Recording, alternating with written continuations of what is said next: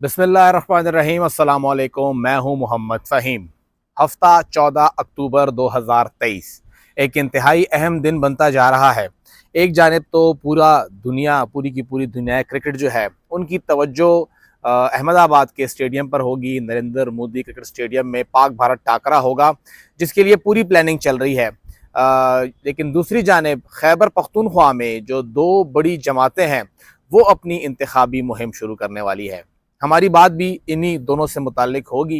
JUI जो तकरीबन पिछले एक महीने से ज़्यादा अरसा हो गया है, वो एक मोबिलाइजेशन कैंपेन चला रही है। वो पूरे के पूरे खैबर पख्तूनख्वा में हर एक विलेज कौंसल, हर एक नेबरहुड कौंसल, हर एक तहसील, हर एक ज़िला और हर एक डिवीज़न के अंदर घर घर जाके एक कैंपेन चला के अपने वर्कर्स को मोबिलाइज करने के बाद 14 अक्टूबर को पेशावर में मुफ्ती महमूद कॉन्फ्रेंस कर रही है, जिसका असल मकसद ही ये है कि वो आम इंतखाबात के लिए जो कि शेड्यूल हैं 9 जनवरी के आखिरी हफ्ते में, ऐन मुमकिन है कि थोड़ा लेट भी हो जाएं, उसके लिए अपनी मुहिम शुरू कर सके। 14 अक्टूबर से ऑफिशियली JUI की इंतखाबी मुहिम शुरू हो जाएगी। गो कि वो ऑलरेडी जो मोबिलाइजेशन कैंपेन है वो भी मुहिम का हिस्सा ही है, लेकिन साथ ही साथ अब ये ऑफिशियली जहाँ से जलसे शुरू होंगे और फिर इसके बाद ज़ाहिर बात है पूरा प्लान सामने आएगा कि जलसे कब होंगे, कहाँ होंगे, मौलाना साहब कहाँ कहाँ खिताब करेंगे।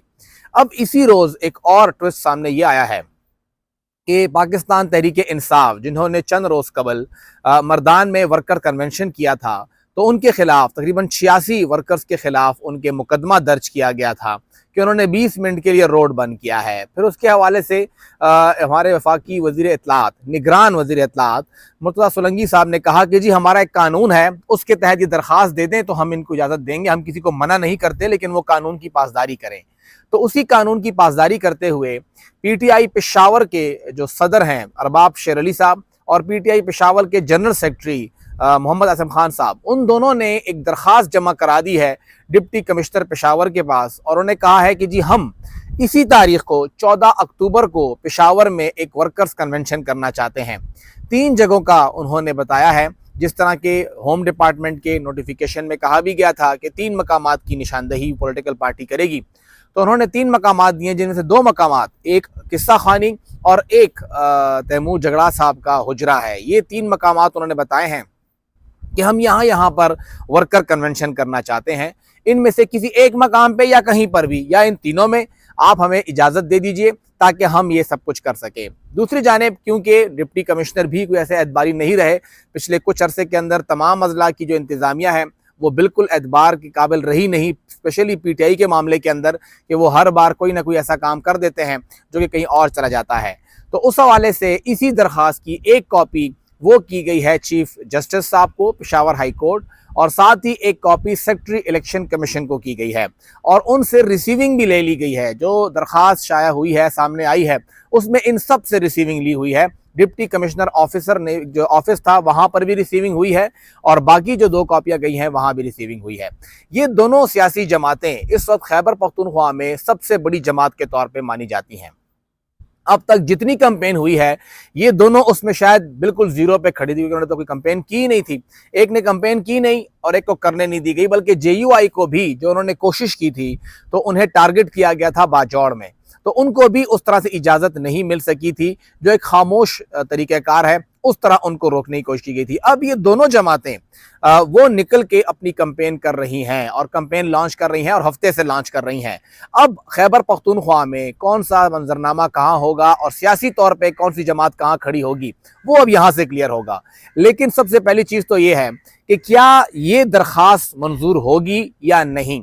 एक जानिब तो यहाँ पर इसी रोज़ मुफ्ती महमूद कॉन्फ्रेंस के लिए इजाज़त दी गई है, वो तो वहाँ पे हो रही है, जो कि बहुत बड़ी कॉन्फ्रेंस है और उसके लिए जैसा मैंने जिक्र किया कि कई महीने उसके ऊपर काम किया गया और पूरी प्लानिंग के तहत उसको आगे बढ़ाया गया। दूसरी जानिब अगर PTI को ये एक छोटा सा वर्कर कन्वेंशन करने नहीं दिया जाता तो क्या तरीक़ाकार होगा, और दूसरी बात यह है कि अगर वो करने देते हैं तो PTI की विनिंग पोजीशन है।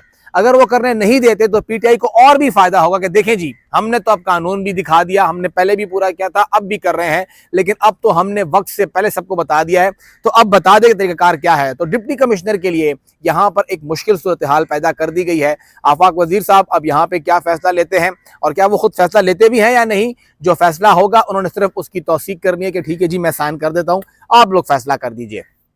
तो अब यहाँ पे एक बड़ा टेस्ट पेशावर की जिले इंतजामिया के लिए होगा। साथ ही अगर हम देखें तो दीगर जमातों के लिए भी मसला बनने वाला है, क्योंकि इब्तिदा में ये इतलात आ रही थी कि पाकिस्तान तहरीक इंसाफ पार्लियामेंटेरियन भी 14 तारीख को पेशावर में एक जलसा करना चाहती है, लेकिन कोहाट में जो कुछ उनके साथ हुआ उसके बाद वो थोड़े से बैकफुट पे चले गए हैं और कोहाट के जलसे के बाद अब वो थोड़ा सोच रहे हैं कि आया जलसा करना भी चाहिए कि नहीं। हमने बड़ा जोर लगा के मानसेरा के अंदर 2 प्रोग्राम्स किए, पहले जलसे का ऐलान हुआ और फिर उसको हमने कन्वेंशन का नाम दिया, क्योंकि वहां पे लोग नजर ही नहीं आए। फिर स्वात में जलसे की बात हुई, उसको भी कन्वेंशन बना दिया गया। डीआई खान में जलसे की बात हुई और एक रीजनेबल क्राउड इकट्ठा किया गया, लेकिन वो ऐसा नहीं था कि वो सोशल मीडिया को आग लगा देता।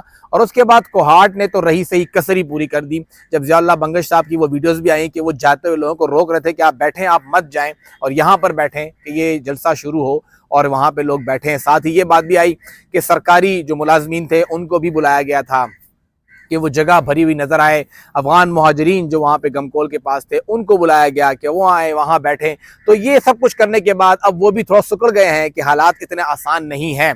अब जब ये पार्टियां निकलेंगी तो जो थोड़ा बहुत दिखा रही थी पीटीआई पार्लियामेंटेरियन के जी हम लोग बड़ी जमात हैं और हुकूमत हमारी बनेगी, ये दोनों जमातें अब वहां से एक प्रेशर क्रिएट करेंगी, क्योंकि कोई इनकार करे या तस्लीम करे, लेकिन सबसे बड़ी जमातें यही दोनों हैं। और खैबर पख्तूनख्वा में अगर अवामी सपोर्ट की बात की जाए तो जेयूआई और पीटीआई से बड़े जलसे यहाँ पे अब तक किसी ने नहीं किए हैं और ना ही कोई करने की कोशिश भी कर रहा है।